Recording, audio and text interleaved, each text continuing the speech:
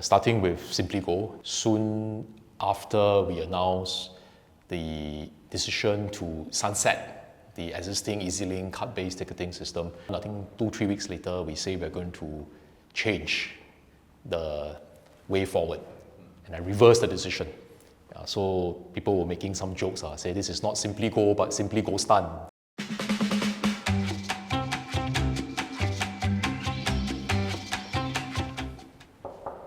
Come in. Hi, Hello, good afternoon. Hi. Nice to meet you. Nice meeting you too. Hi, I'm Shah. Hi, I'm Hong Tat. Hi, Sing Xi. Hello, Hi, Elida. Hi, nice meeting all three of you. Thank you very much. Okay, Minister, so today, please take a seat first. Today Thanks. we'll be looking at your performance in the past few years, and we'll be reviewing it together. So I think firstly we want to start off with a little bit more light-hearted manner. Sure, So go ahead. I think one question I have, it's a very important question I feel.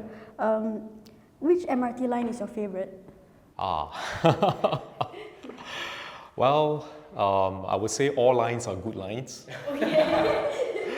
But if you ask me to pick one, I personally would say, I think TEL, Thomson East Coast Line, is something that I have a little bit closer attachment to, because first it runs through my constituency. I have 3 TEL stations in my constituency, Upper Thomson, Caldecott, and Bright Hill. And also because after taking over the transport portfolio, TEL is the line that I was involved in further building and extending. And I look forward to the completion of TEL because at one end you have the Terminal 5, Changi Airport, when it's completed in the mid-2030s. And then at the other end you have Woodlands North switching over to RTS to go to JB. So something that I look forward to because this provides connectivity for Singaporeans, and there's a link to our air hub and there's a link to our neighbour, JB. Can I just add, I also like TEL a lot because my kids, the school is just next to a TEL. Okay. It's so convenient for me. Oh, glad to know that, Sing Xi. Yeah, it's very convenient. Some of my residents, they have cars, but they tell me, they say sometimes they park their cars at home because now when they go to Orchard, they go to Joo Chiat to enjoy their makan, to enjoy their shopping. It's easier and quicker for them to take the TEL than to drive. Don't need to bother about parking and all. Exactly. My next question is, I think slightly controversial. I think me and Elida have very differing views on it. Yeah, so we need you to clear things up. Is the circle line orange or yellow? It doesn't matter in the end whether you think it's yellow or orange. What's more important is this, that today the circle line is not yet a circle. There's a gap. So one of the things that we are trying to do at the Ministry of Transport and LTA is we want to close the gap so that the circle line can be a real circle. Once that happens, in 2026, it will bring about greater convenience. Today you go sometimes one big round. Next time, it will be easier because the circle will be completed. I'm very excited for this because I live on the circle line. Okay, good. Very excited. Good. I'm happy to hear that because whether it's Sing Xi or Elida, I think we want to make sure that when we build the MRT, our public transport network, buses, MRT, we are able to improve connectivity for Singaporeans. And when it's completed, the 2 new lines, Cross Island Line and the Jurong Region Line, 8 in 10 households will be within a 10-minute walk from an MRT station. Wait, speaking of new lines, you have a question about the colour? Actually, no. I want to test Minister a bit. Okay, sure. Oh dear, okay. A short quiz. Minister, can you name one station from each line? Well, okay. I mean the completed lines completed lines. Okay. So we have Orchard for the red line, the north-south. East-west, we have Buona Vista. Oh, okay. Right? Circle line, just now I mentioned Caldecott, which is in my constituency. TEL, Upper Thomson, which is also in my constituency. Bright Hill, when it's completed, the Cross Island Line, it will be an interchange as well. So you will have both TEL and Cross Island Line. Then we have Little India for the Northeast Line. Oh, actually you can go either ways with Little India. You can choose blue also. Downtown Line? Yeah. Exactly, it's an interchange. It's an interchange. Yeah. Wait, let me see, north-south, east-west, circle, Thomson East Coast Line, north-east, downtown. Yeah lah, That's it. that's it lah, for now lah. For Maybe now. I should ask more. Okay. No, but the reason why we have so many new lines, first is of course to improve the access, right? So that's how I mentioned 8 in 10 households, 10-minute walk from MRT station. But the second one is this, once we complete the 2 new lines, Jurong Region Line and the Cross Island Line, actually our MRT network will also be more resilient. Yeah, now when there's a train breakdown, and it happens from time to time, we use buses as a bridging option, right? But one train got so many commuters, you can't send enough buses to be able to ferry everybody conveniently and quickly. So actually the better alternative when one of the lines have a breakdown is another line. So this is where I think the interconnections between the MRT lines when it's completed will give our MRT network greater resilience, and that will improve the reliability and convenience for commuters too. But big investment, Yeah. so therefore we need to spend time, but also a lot of money to build the MRT lines. And I must say, must thank our residents across different parts of Singapore, because when we build the lines, when we build the MRT stations, there is some inconvenience to our residents. So I really thank them for bearing with us when we do all these infrastructure improvements. But it's an important investment for the future, because once it's completed, it will bring about a lot of benefits. So I thank our residents, and I hope they continue to support us. We will want to make our public transport system even better and more convenient for everyone. Speaking of new lines, I wanted to ask, is Singapore ready for a pink line? A pink line? Yes. We don't have that at the moment, but if in the future we have a new line beyond Cross Island Line and Jurong Region Line, why not? Right? Pink is quite nice. Right? So the next one should be pink lah, basically. I don't know whether I'll be transport minister by then, but I would say pink is not a bad color. Yeah, nice color. Okay. I also want to ask about other parts of transport other than just the MRT. So, firstly, planes. I also wanted to point you to this phenomenon on flights. You might have heard of it. It's called rawdogging. Have you heard of it? No, I've not. What is it? Okay, so the definition, right? It's called rawdogging, but it means foregoing any of the in-flight perks. So basically, you cannot eat, you cannot drink, you cannot watch TV, you cannot use your phone, you can't even go toilet. But I think. why tekan yourself like that? You paid for the plane ticket. It's all provided for. Why are you depriving yourself of all the food and drinks? Wait, can go toilet or not? I think cannot. Can also, alamak. Then if urgent, how? I think that's the point. It's supposed to be a mental challenge. Like you're supposed to test yourself. Okay. Yeah. It's a trend. It's a legit trend right now. Yeah. So happening. people will film I hope themselves. they take a short flight. The longer the flight, the higher the crack, is it? The bigger the crack. I don't know, from a youth perspective, maybe you can explain this further, this phenomenon. This phenomenon. I think it starts and ends with people just wanting to get views on TikTok. So basically, you would never raw dog a flight, right? I wouldn't do it.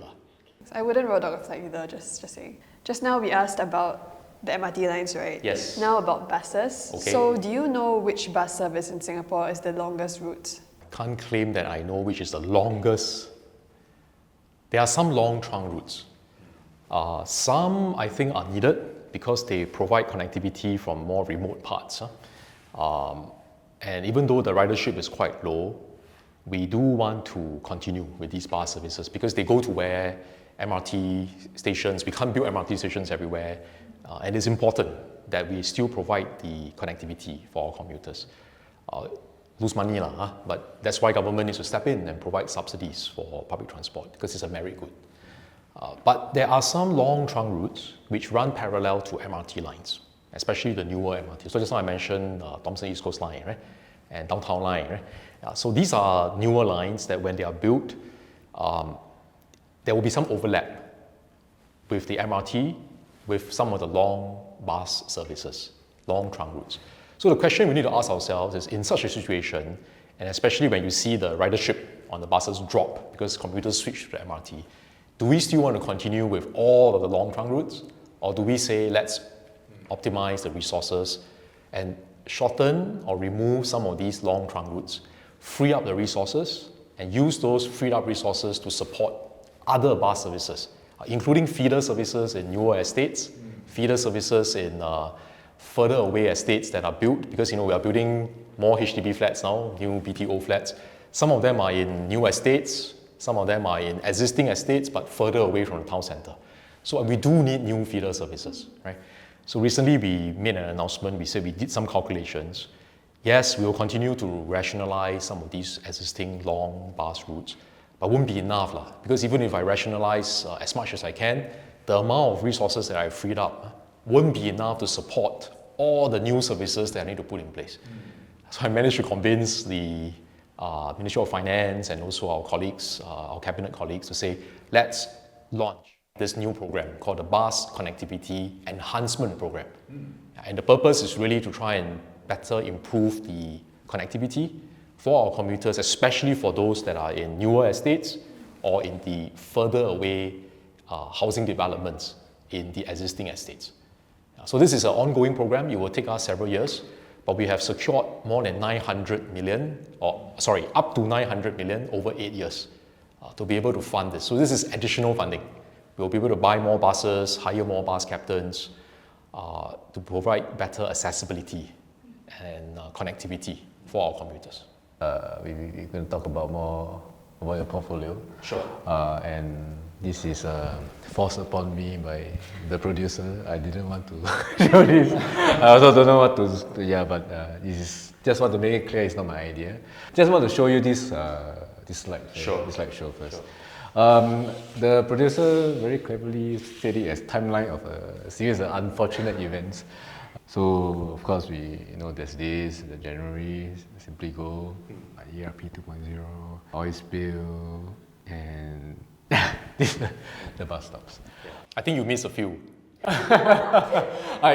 So my question for you, Minister, is, and I think I speak on behalf of a lot of people. Yeah. Feels very, very sway this thing. And did you go and go and pai or something first? Yeah. Well, we all know transport is a hot seat, has always been.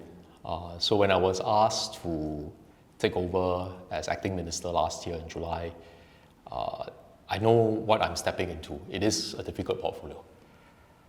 I told myself I will do my best, and I will work with my colleagues and also our industry partners, our workers, our tripartite partners, to do what we can to improve the transport system, air, sea, land, to solve some of the difficulties that we face. And then, of course, from time to time, there will be issues that we need to deal with, incidents we need to deal with.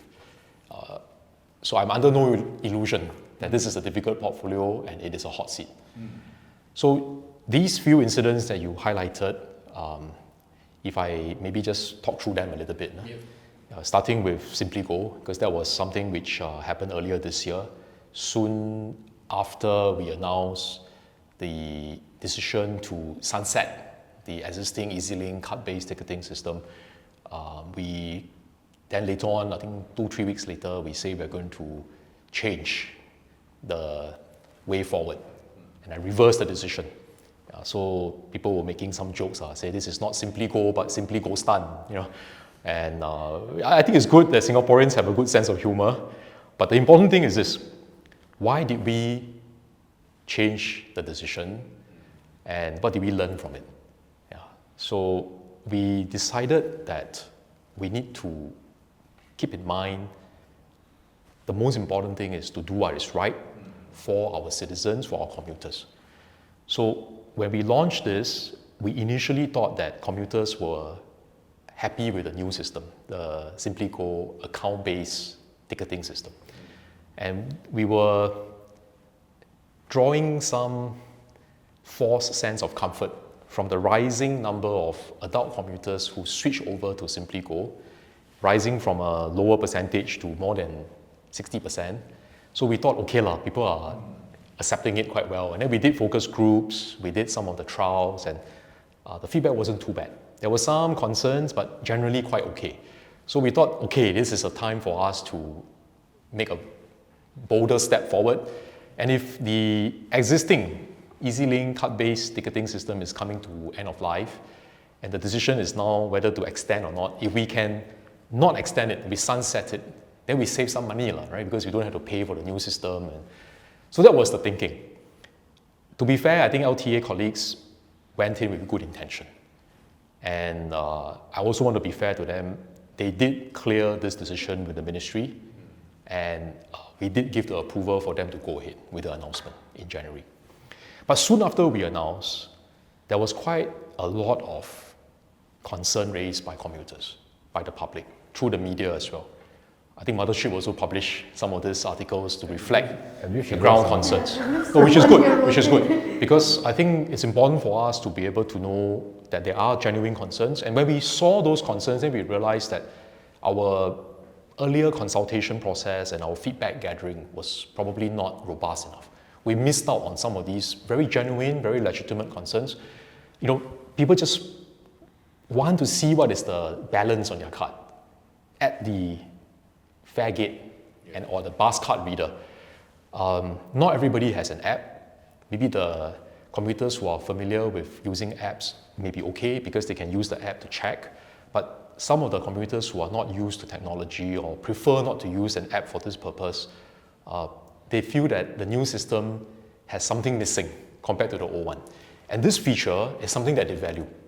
Okay, so I think we have to respect the choices of commuters. We are doing this to serve commuters, to make things better for them. So when they tell us that this is not what they want, I think we need to take that feedback seriously. So we went through it, we thought through it, and the key thing is this. Do we push ahead and continue, or do we accept that that earlier decision was a wrong judgment call and we should actually change course? So I went through it with my colleagues, and there were various views internally. Some people felt that, you know, Minister, this is your first big decision as full minister. You shouldn't show people that you are scared of making big decisions, you know. If you now reverse, everybody will say, wow, cannot take pressure, you know. Under pressure only go stun, you know. So some people felt that way, but there were also other colleagues who felt that, no, if there are genuine concerns, I don't think we should feel that it is wrong or it is a loss of face to make a change in our earlier decision. In fact, losing face should not be the key consideration. It's to do what is right.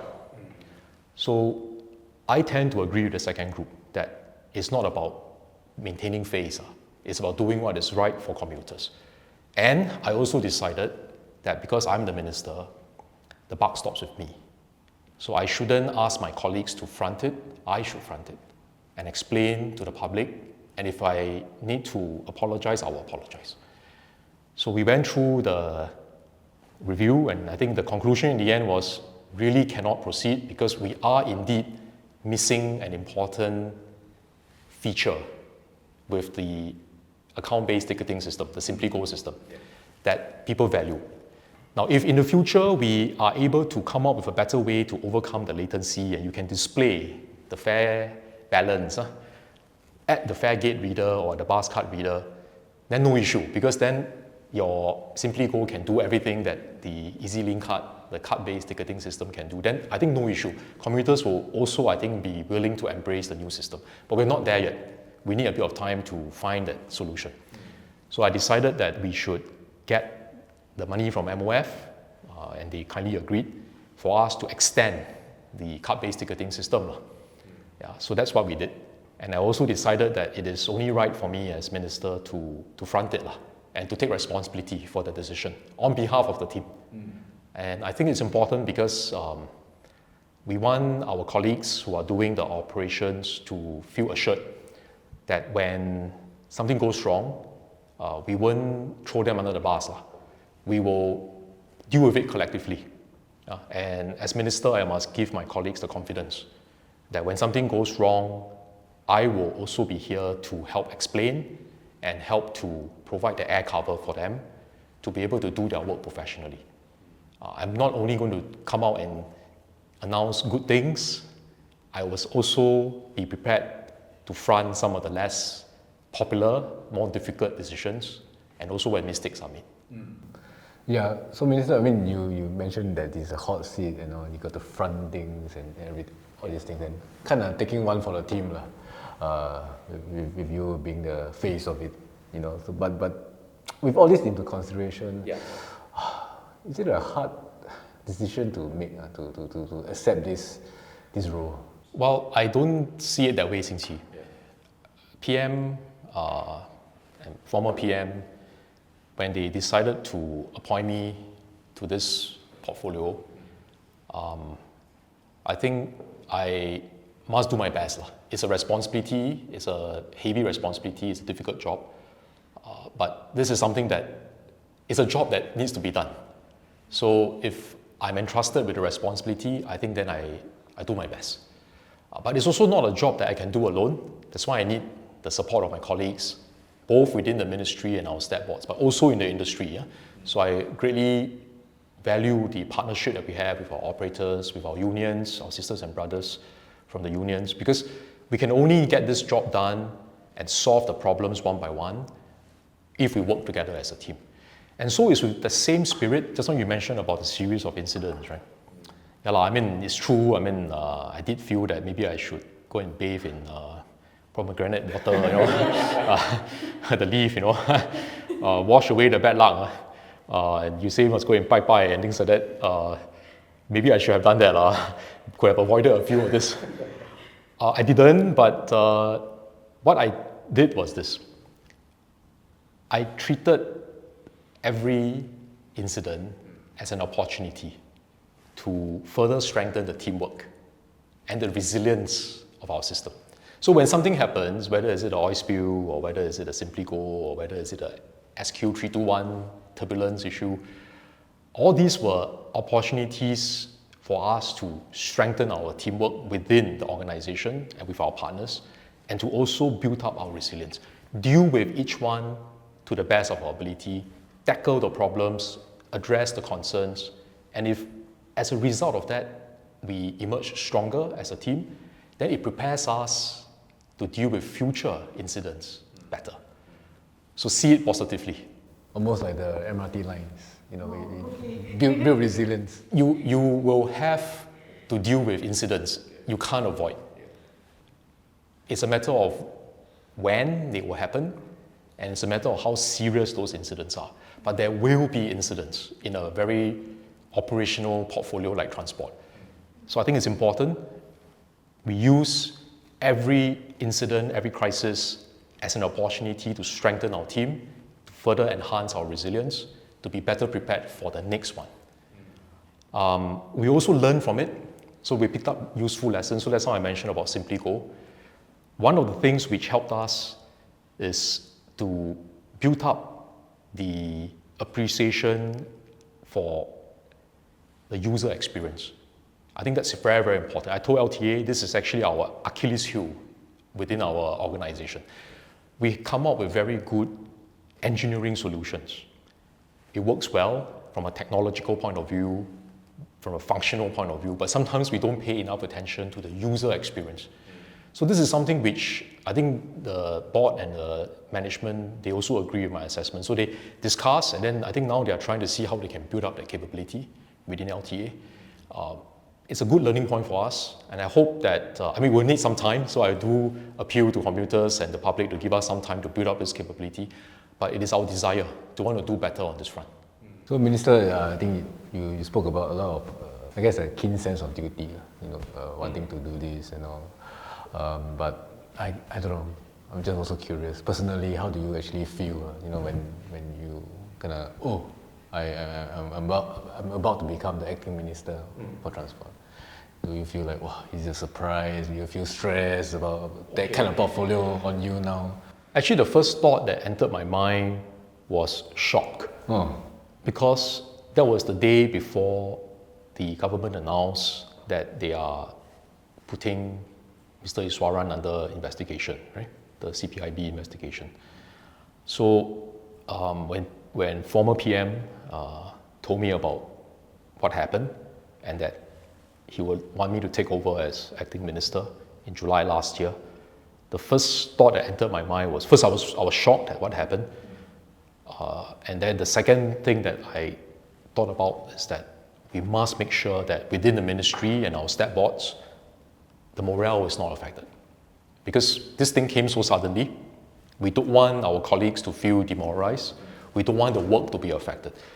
So I, together with PERMSEC, Nising, the two of us held a town hall with all our colleagues from the ministry HQ, and we explained to our colleagues what happened.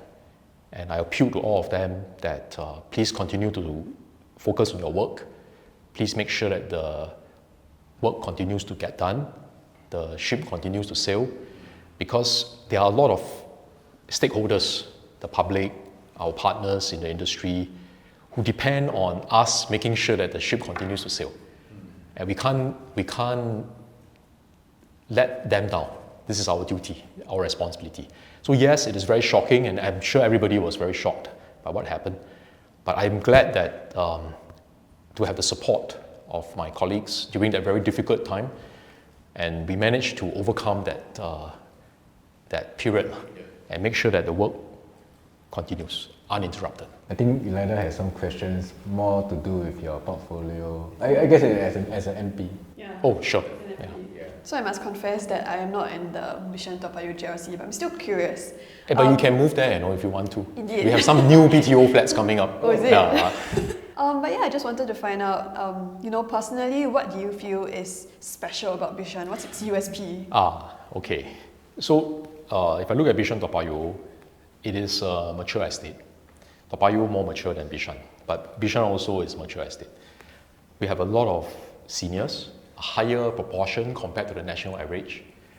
But at the same time, we are also a place where a lot of young families want to move into because it's very centralized. It's got good connectivity, good food, right? So Bishan Toa Payoh can't just be a town for old folks and seniors. We want to look after our senior residents well. We want to make sure that they stay active, they stay healthy, the place is accessible, it's safe for them to move about, it's convenient for them to move about. So I've been doing quite a bit of work together with our government agencies and our town council to do town audits. We identify where are the stretches where we can do better, make it barrier-free. I'm installing more sheltered pathways, including over ramps for the wheelchair users. I'm installing more lifts at overhead bridges. And I managed to convince LTA to change exit C of Breda MRT, where currently there's only an escalator coming up and the stairs going down. I managed to convince them to change the stairs going down into escalator. So it's more convenient for our old folks. So these are some of the improvements needed to prepare for an aging population in our town. But if that's all that we do, then I think we are not taking care of the younger families, and they are an important part of our town too. In fact, my senior residents tell me they enjoy the company of our younger residents during activities because it makes the place livelier, more energetic. They also want the town to be suitable for young families because they want their children and grandchildren to stay within Bishan Toa Payoh if possible. So because of all those reasons, we need to make sure we continue to rejuvenate our town. Make sure that it is placed for all ages. It's suitable for seniors, but it's also suitable for young families. So we've been building facilities like, we have this very popular play park next to Toa Payoh West CC, opposite Phillips. It's called the Heights Play Park. Yeah, during COVID, when we were building it, we said, let's not do a normal playground in a HDB estate. Let's do an iconic one. So it's much bigger than the usual one. There's a sand playground, and then there's a water playground, and then there's a flying fox, trampolines, So these are things which you don't normally find in a HDB playground. And because of that, I think it created quite a bit of interest and excitement, not just amongst our residents, but young families from different parts of Singapore. When I go there, I meet people from Tampines, from Punggol, Bukit Batok. And it's good because when we have different people coming and then the children play together, they interact, I think they build friendships. And within our town as well, we have children from the private estates, from the bigger HDB flats, and also the rental flats nearby. But when they are playing together at the playground, there are no barriers.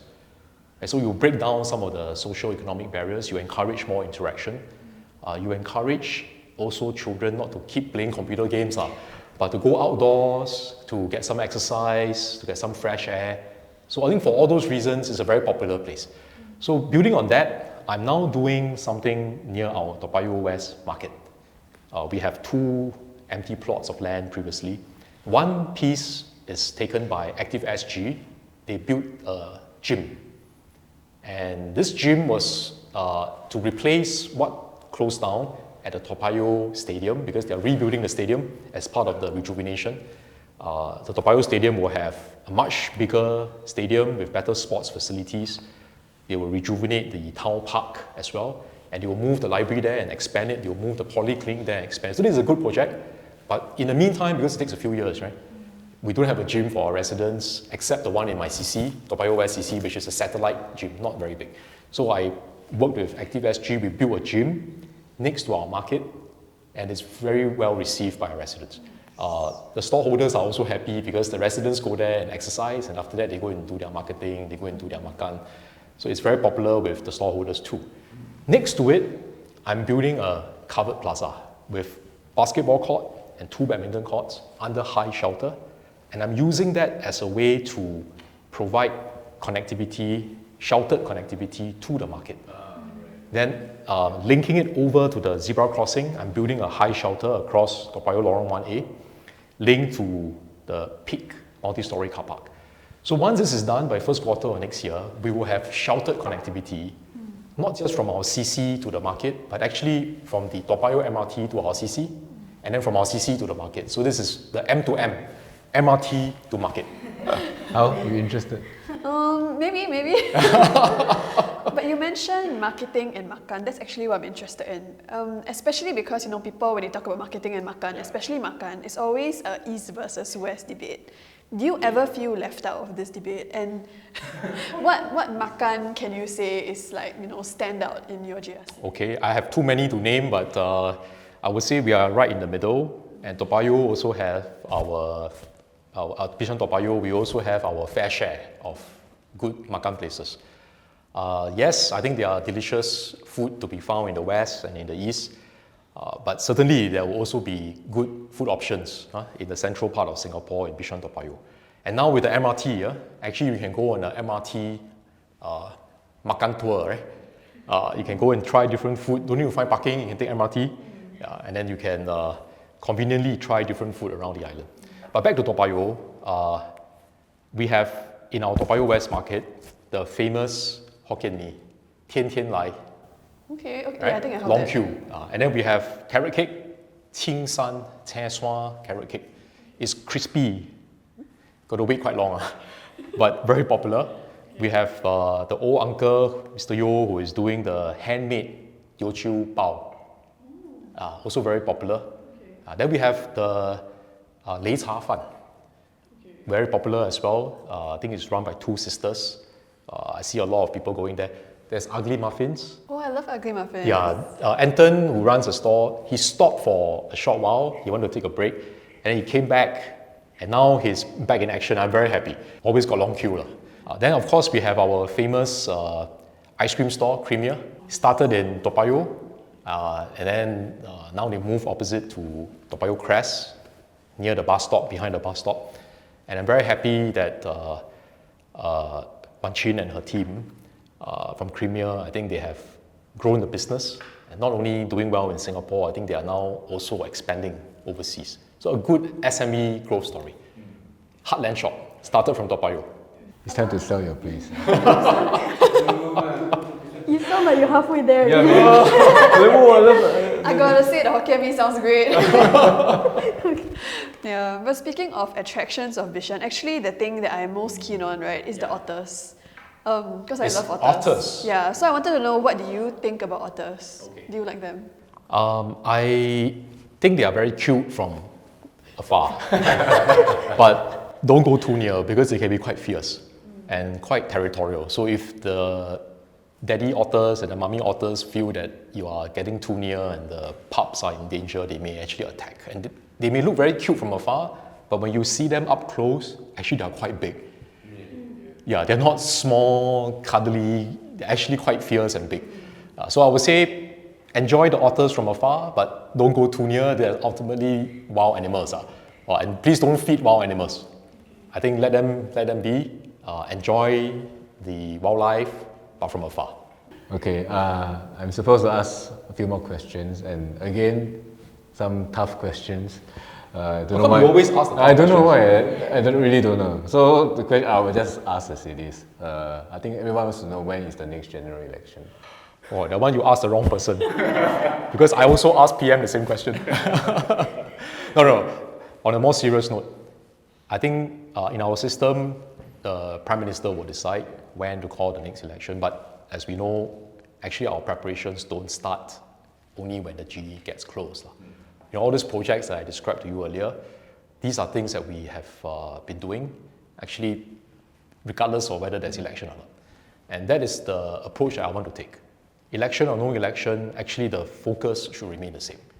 We are here to serve our residents, to improve their living environment, to improve their lives. So it's not only infrastructure and hardware, but equally important, I think, is to build the bonds between the different segments of the community. In our case, one area that we felt was important was to keep our seniors active. So one initiative that I'm quite glad we sort of piloted in my first term, and then now I think it's grown and scaled up to different parts of Singapore, which is to use our RC centers, now they call RN centers, use those centers, which are usually underutilized during the daytime, use it as a place for senior activities. Okay, so we open up the RC center, the RN center, we bring in our community partners. So this can be your exercise instructor, it can be the bakery who donate the bread, and then we provide free breakfast. The food stores provide free foods.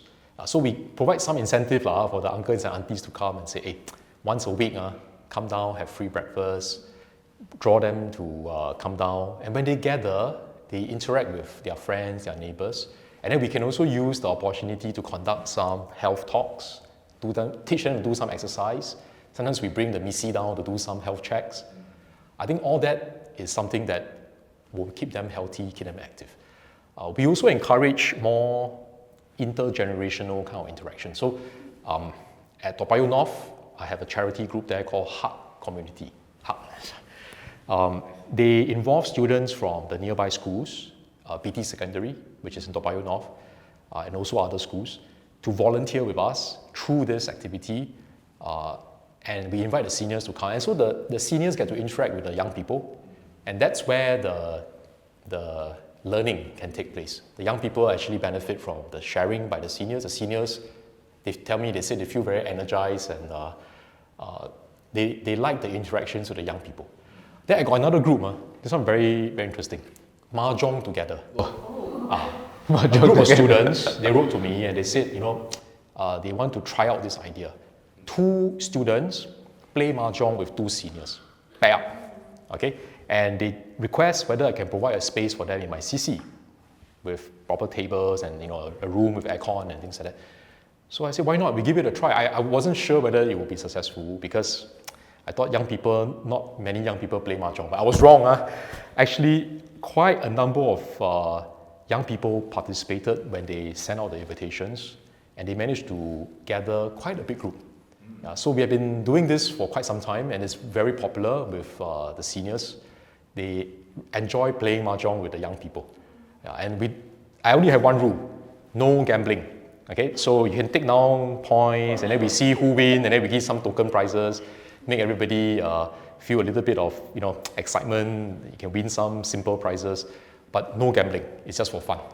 And Mahjong actually is not a bad activity. It keeps the mind active, right? And then if in the process they can have some interactions, lucky better. So it's 2 students versus 2 elderly people?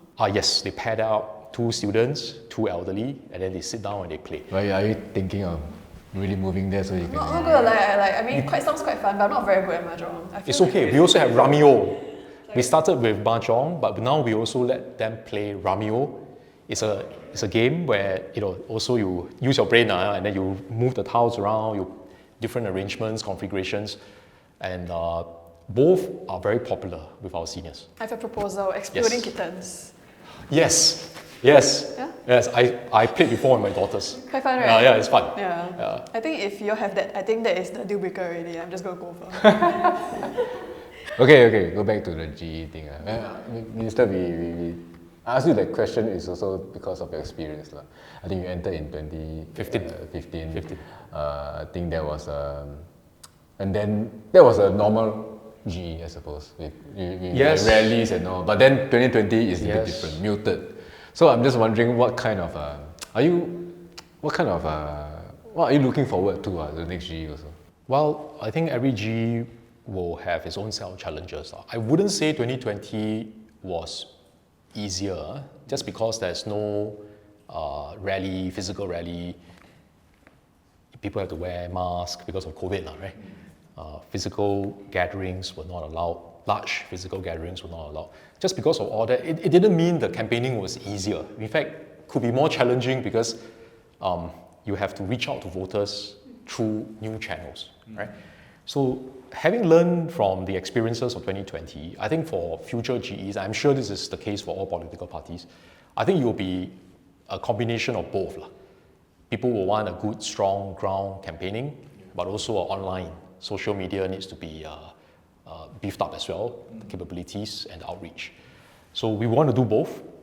Not something which I think we can 100% prepare for, because there will always be new tools that come along, new developments that come along, and for every GE there will be a different set of focal areas and challenges. Yeah, I would say for Bishan Toa Payoh, I think a very key focus for us will be how do we continue to rejuvenate the estate for our residents, because as I mentioned earlier, it's a mature town, but we don't want it to be a town that is getting older. So how do we continuously look for opportunities to improve the infrastructure, to inject new facilities? So like for example, just now I mentioned we're going to move the library, right? You know, the Toa Payoh library, it's been there for many years. I used to go as a kid. Last time got a fountain in front, right? Now the fountain is gone, but the library is still there, same building. Do we want to use the opportunity when the library shift over to the integrated development to rethink and reimagine that space? And can we do something there that can fit with what our residents want? Rejuvenate the town centre in Toa Payoh. These are some of the possibilities, and I hope when we have a process going on this one that we can also involve some of our residents, because some of them have very good ideas. Some of our young people too, I think they have very good ideas. If we can incorporate some of their views, their ideas, new ways of doing things, so we can make a very mature town actually quite vibrant with new ideas. Minister, so we've talked a lot about your portfolio already. So now it's time to move to, I think, the most interesting part of this entire interview. We want to check your vibe check, essentially, with the youths. As the youngest person here today, I'm going to show you a video from your TikTok. Okay, and then I just want you to give it a rating. See what you think. Okay, I watch quite a lot of videos from your TikTok, by the way. Hi everyone. All Singaporean households will be receiving $300 CDC vouchers this June. Let's check out some places to use them.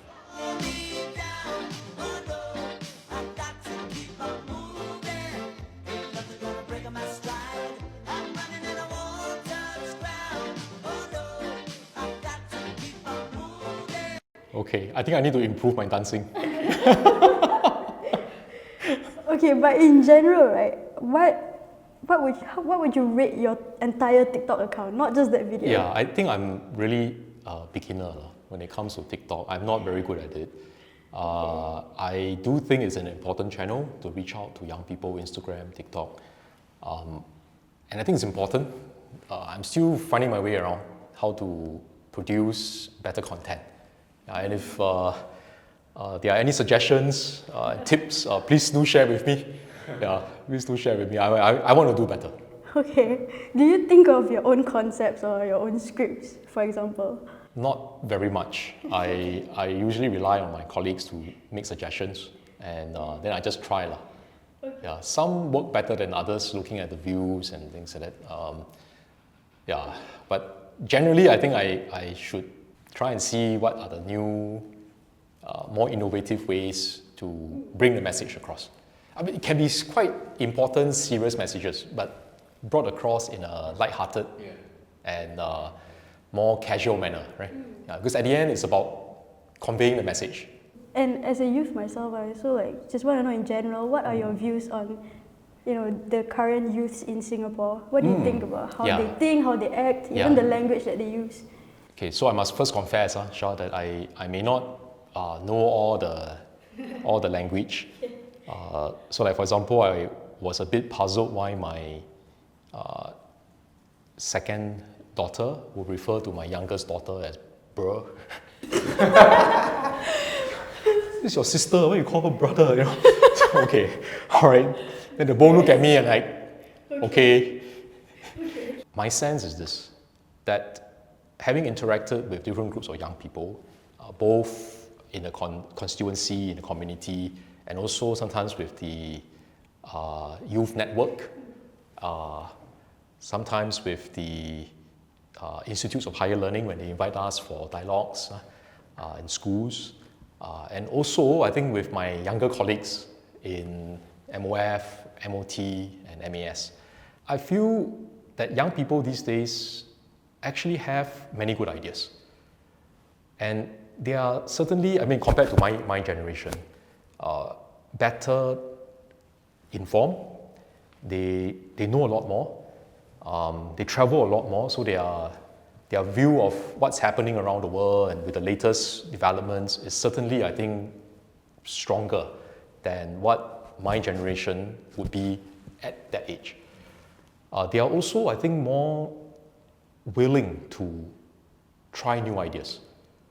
So I take a lot of comfort in that. I think it's good that young people are willing to deviate from the more established paths, to forge their own paths, to be a pathfinder. I think that's very good, because if we become a society where we just wait for instructions and wait for people to lay out the path for us, and instead of forging our own paths, then we lack that sense of entrepreneurship and that sense of innovation.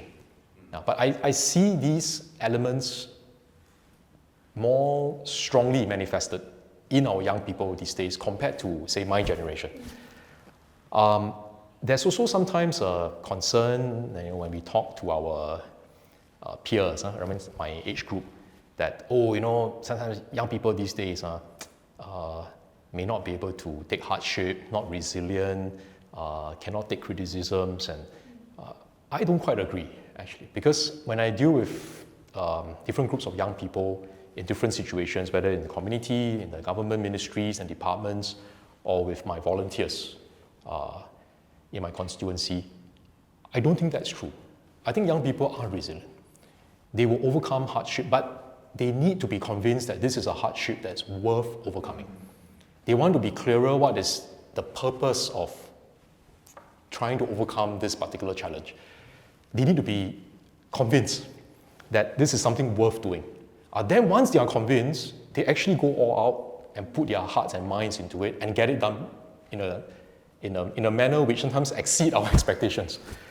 So I think what we need as the older generation, when we communicate with our younger colleagues, is to, when you refer to Xing Qi, Xing Qi is also younger generation lah. I'm your age. Come on. Okay, but he's certainly younger than me. So what we need to do, I think, for people who are working with younger colleagues is this. Spend some time to explain why we are doing this particular piece of work. What are we trying to achieve? What is the purpose of doing this? I think we need to spend a bit more time to explain that so that we convince our colleagues, and once they are convinced, I don't have to be too prescriptive in terms of how to do it. I can give them some freedom and some leeway. They will come up with many good ideas. But they need to first be convinced why this is worth doing. Yeah, so I think that is something which is very important to be able to get the maximum out of the potential of our youths. Sometimes we are too quick to just tell people, do this, without actually explaining why this needs to be done. So I think my own reflection is that we need to change the way we engage our younger colleagues, our younger residents, in order for us to connect with them better. But I have no doubt that our young people are also resourceful and resilient, and importantly, I think they also share, just like the previous generations, a strong desire to want to make Singapore a better place. And I think that you can see. They are driven by not just doing well themselves, but they also want to do good to help others. So just a little bit about Parliament. So Okay. I understand that you sit beside Minister Vivian and Minister Masagos, right? That's right. So you guys Masagos on my left, Vivian on my right. Okay. So how do you feel about sitting beside them? Oh, it's okay, it's all right. I think they are both quite nice neighbours. And Parliament seat cannot lean back, right? Not like airplane seat. Indeed. So if they are nice neighbours, right, who takes the armrest? We take turns. Depends on who got more files that day. Because sometimes, you got to answer a lot of PQs, right? Or you need to give a speech. Then you have more folders and files. Then, okay lah, then you let your neighbour have a bit more space. But as I said, we work well as a team in cabinet. Not just when it comes to sitting next to each other, but importantly, I think when it comes to working together to tackle issues that are important for Singapore and Singaporeans. So it's all very gentlemanly, no like elbow here, there. Can Well, share, right? Do you not share? There Like is, half armrest. there is understanding that we have that when we discuss issues, we can have a very robust debate internally. And that is what happened. A lot of toing and froing, back and forth, sharpen the proposals, nothing personal, but really just trying to improve what is the final recommendation. But once you agree on something, then as a cabinet, our code of conduct and our code of honor is that we must go out and defend these policies together as a team. I think that's important. You don't always see this in all countries. In some places, they go out and start to quarrel with one another in public domain and then point fingers at each other. And I think it's not good because then you undermine the trust and confidence of the population in the government. And the same is true between the political leadership and the public service. I spent many years as a public service officer before I joined politics. So sometimes my colleagues in the public service, when I go for dialogues in a civil service college, they will ask me this question, say, what is the difference, right, when you move from public service to politics? So I tell them, the objectives are the same. We are all doing this for the country, for the people. But the roles are different.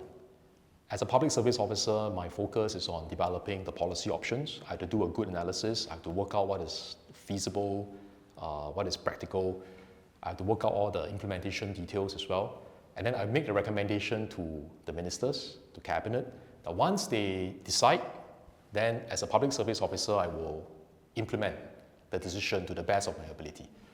But I don't make the big decisions because I don't have the mandate of the people as a public service officer. But in politics, your role is not to do the policy options or to do the implementation, but your role is first to make sure that you understand what the concerns of the people are, the population. You're able to see what are the future trends, and then you guide your colleagues to make preparations. And you need to make good judgment calls. We don't always succeed, sometimes we make mistakes, but you try your best to make good judgment calls on the policy decisions. Because we need to make those policy shifts where it's needed, because we have the support and mandate of the people. And this is how the system works. The two groups, as in the political leadership and the public service, both play important roles, but they complement each other, and importantly, there must be this trust and a strong partnership between them. Then I think you get the best outcome for Singapore and Singaporeans. Yeah, but if you have the reverse, like what we see in some other countries, when something goes wrong, the minister blames the public officers. Public officers also play games with the political leadership, sometimes leak info to the media, sometimes purposely embarrass them.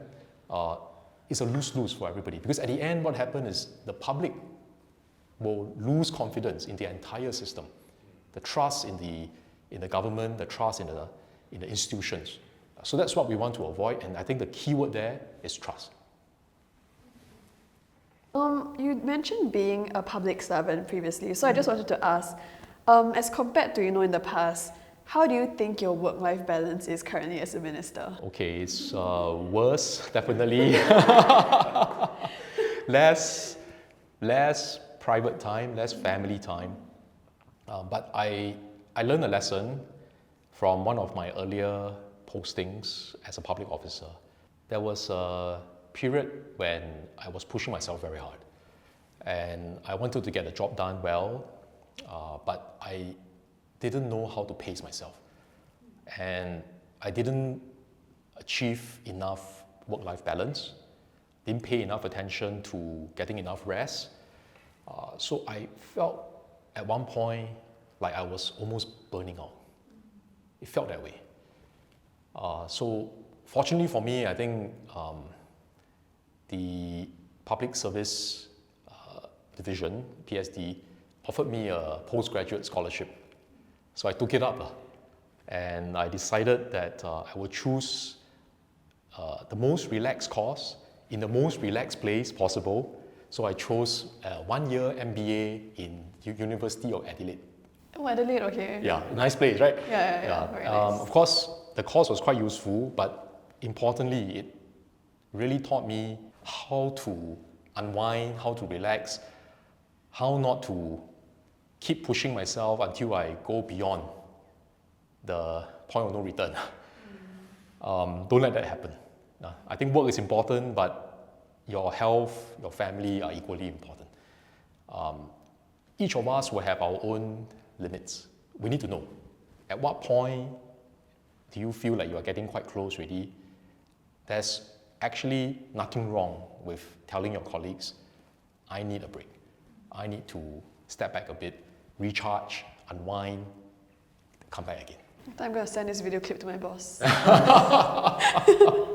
No, but actually, since you are currently not in Adelaide, what are your, day-to-day ways of keeping yourself balanced and, I am not in Adelaide, so definitely it's a more stressful environment now than when I was in Adelaide. But what I learned from my time in Adelaide has been very helpful after I came back, and certainly after I joined politics. So just now I mentioned that must have balance, right? Work is important, but work can never finish.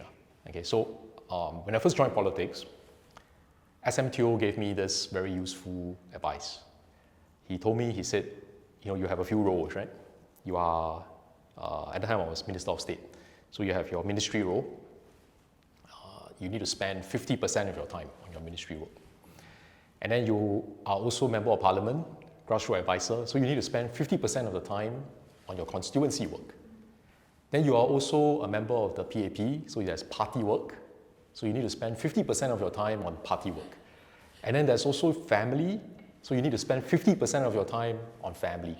So I said, SM, your mathematics not very good, You add it up, more than 100%. How is that possible? So he said, exactly. My point to you is this is mission impossible if you try to do everything by yourself. The key is to find a team to be able to help support you. So teamwork is crucial. And the key is to be able to then empower and build strong teams to be able to get the job done, but without yourself burning out. So I thought that was very good advice. I share that with my younger colleagues these days to pass on that wisdom and the knowledge to them. And I think it's important. So one of the things I do, no matter how busy I am, is to make sure that there will be some days where I will go back and have a meal with my family. And from time to time, I will take my wife or my children out for a meal, spend some time together with them. I can't do this too often. And now with an additional portfolio at MES, I have less time than before. But I still want to do this because I think it's important. Family, I think something that if once the time passes and the children are grown up, you can't go back. Yeah, so I think it's very important we spend as much time together as possible. And then your own health, your own well-being, get enough sleep. I think those are equally important. So I try to do some simple exercises to relax, breathing exercises. I have a treadmill at home, so I do some exercise. I watch travel videos. It relaxes me.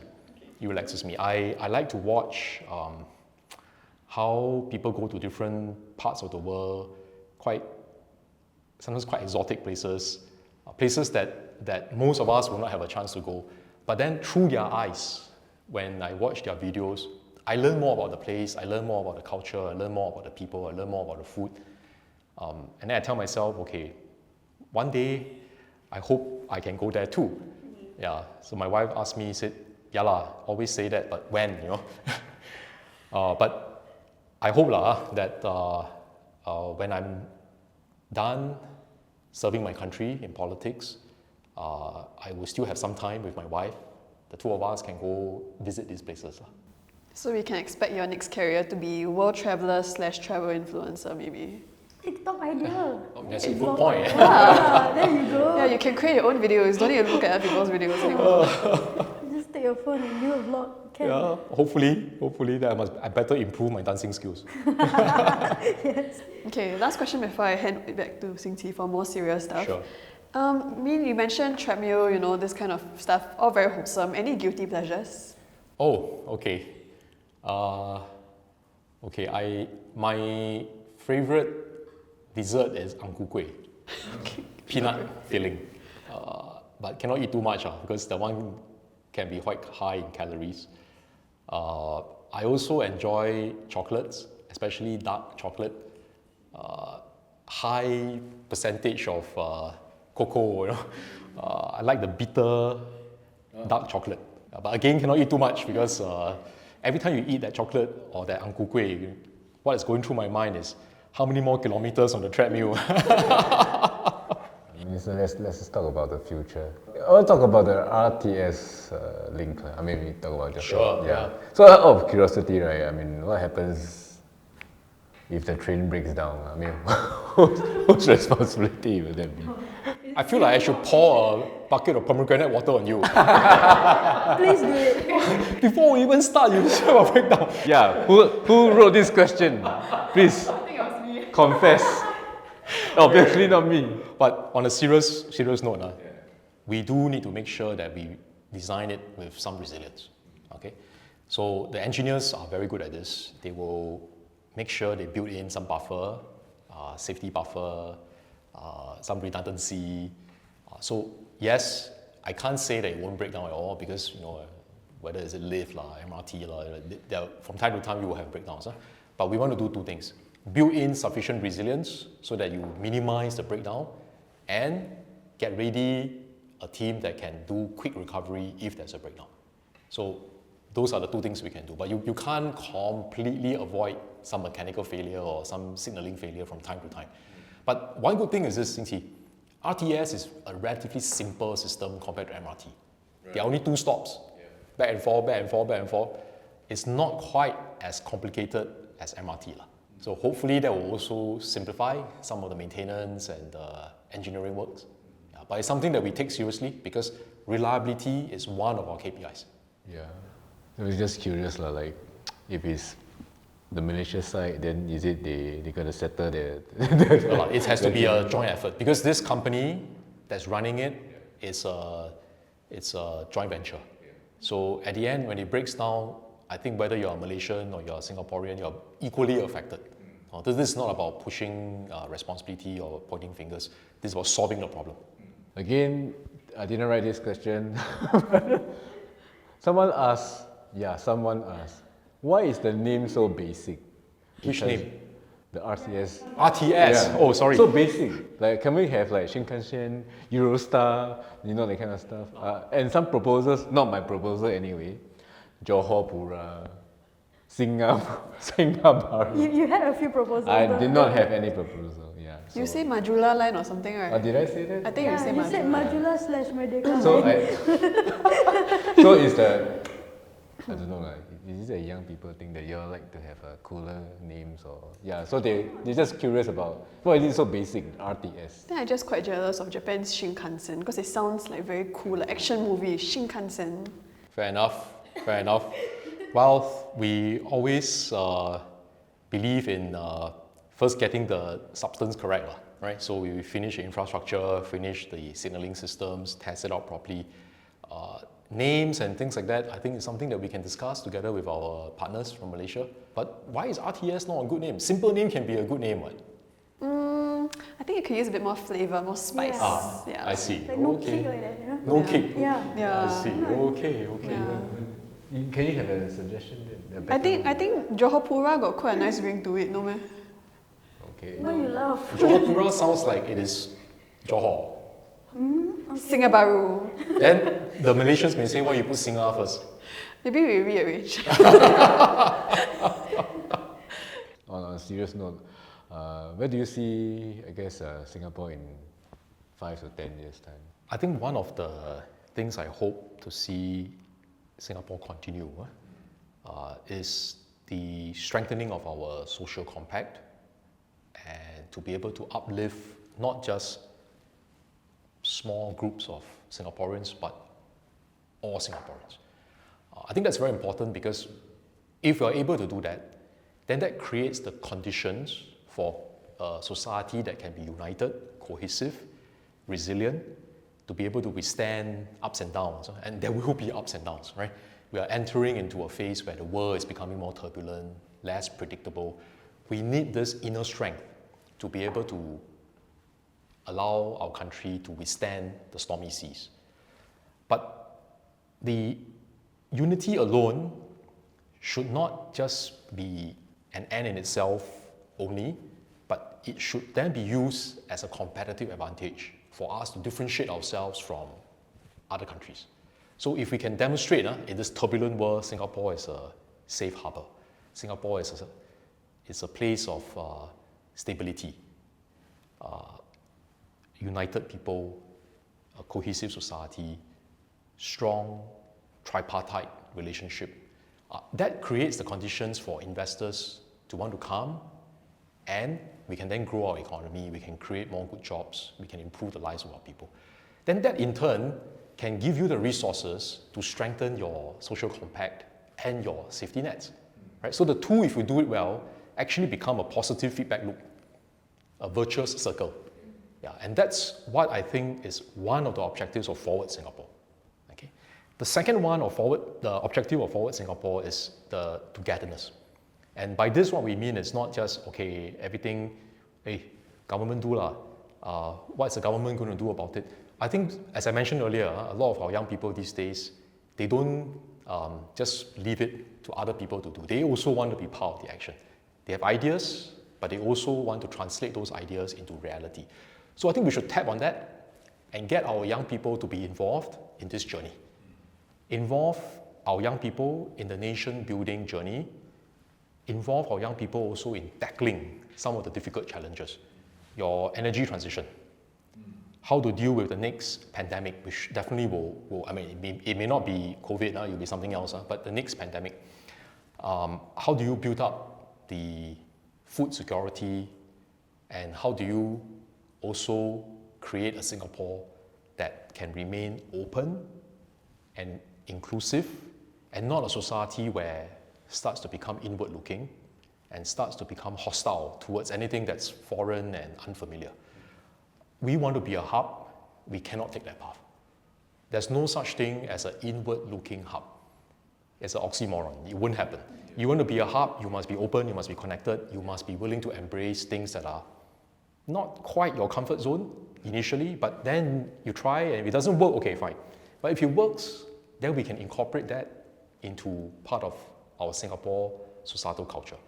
And that, I think, is something that gives us the strength to be able to face the challenges ahead. And I'm confident, having worked with our different groups of young people, that I see this element of strength, resilience, and the can-do spirit actually amongst our young Singaporeans.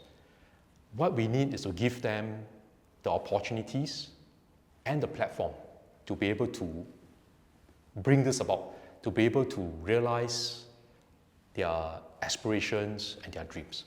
And this is what I hope Singapore can continue to do in the next, say, 10, 15 years. On this, I think this young person has actually wanted to ask something just now. Which one? You lah.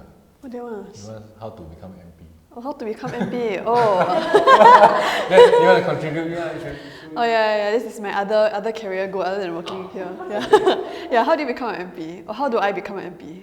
Well, I would say don't start with wanting to become an MP as the goal, but start with wanting to do something for the country and society as a goal. Okay, so there are many ways to achieve this. You can achieve that by being in a VWO, right? You're supporting an important social cause. You can achieve that by being in an industry that develops new products and services that will bring about benefits to consumers, to the society, whether in healthcare, in energy transition, and so on and so forth. And in government, in politics, certainly, I think that's also an avenue for young people to be able to contribute to that. And we do want young people to step forward, to be able to participate in this process and to join politics. In fact, I'll be more worried if you tell me that you and your peers have no interest in politics, because then I think we are in trouble. If you are interested in politics, but you are not sure how to go about participating in it, that is an easier problem to solve. And the key is this, as I said, the desire is not to be an MP or to be a politician. The desire is, I want to do something that is good for the country and society. Now, if that is your goal, then along the way, you will then be able to discover whether politics is a good fit with what you want to do. Okay? And there are a few considerations, one of which, of course, is would you be comfortable with the public scrutiny? Because you will lose your privacy as a public figure. Would you be comfortable with that? Okay, so I think that's a very important question to ask yourself. And second would be, if you join politics, what is it that you want to help bring about? What change you want to bring about? Now, as I said, it's not only politics. You can do that through other ways as well. But politics is one avenue, especially in Parliament. You can speak up for the groups that you represent. You can push for legislative changes, right? So like my colleague, Louis Ng. Okay, I don't agree with everything he said or he has done. So we do have differences in our views on. But one thing I respect him is this: he is not afraid to push for changes in areas that he believes in, even when people don't agree with him. Okay, and I think we need more young people who are willing to take that kind of approach, to say, I'm trying to push for something that's good for the country, something that's good for society, and even if it's not accepted at the moment, because maybe society is not ready, maybe the proposal may not be fully fleshed out adequately, it doesn't mean that the idea is no good. Maybe with some further enhancement of the proposal, or with changing social attitudes and social norms over time, what used to be unacceptable and not ready could be a good idea and could be acceptable in future. So I think the important thing is, don't let that flame of that desire, that passion to want to do something for the country and for society, don't let that be snuffed out. Keep that going. And if you have that, and at some point you feel you're ready to come into politics, then I think it will be a good fit with what you want to do. Maybe I'll be your next seatmate at Parliament. Of course, yes. I may retire by then, but certainly, yeah. Okay, I think on that note, Elida has a lot to think about, but on that note, I think, yeah, that's the end of our interview. I will elbow you if you sit next to me. No, no. You just bring a lot of fouls. Sorry, I need more space. Don't worry, I won't do that. I'll be a good neighbor. Oh, I would pay to see that. Yeah, but on that note, thank you so much for sharing so many things with us and for being game in answering all our even dumb questions. No, don't say dumb questions. Those are different spectrum or different questions. Spectrum is Yeah, what I Shan. took away from that. So we have questions covering my ministry work, my constituency work, my personal life. Even ask me what I like to eat. Yes. So yeah, thank you so much, Minister, for your time today. And yeah, I think tonight Elida will probably be stuck awake thinking about how to be an MP, whether or not it's right for her. So yeah, thank you. And then Chee, this guy is gonna think about playing mahjong. Thinking of the pomegranate water. Oh yeah. Of course, I very sweet in my mouth. And I'll probably think about how to improve your TikTok account also. Give me Yes. some ideas. Yes, thank you. Yeah. Thank you, Shah. Okay, thank you so Okay. much, Minister. Thank you. Thank you Thank you very Alright. much.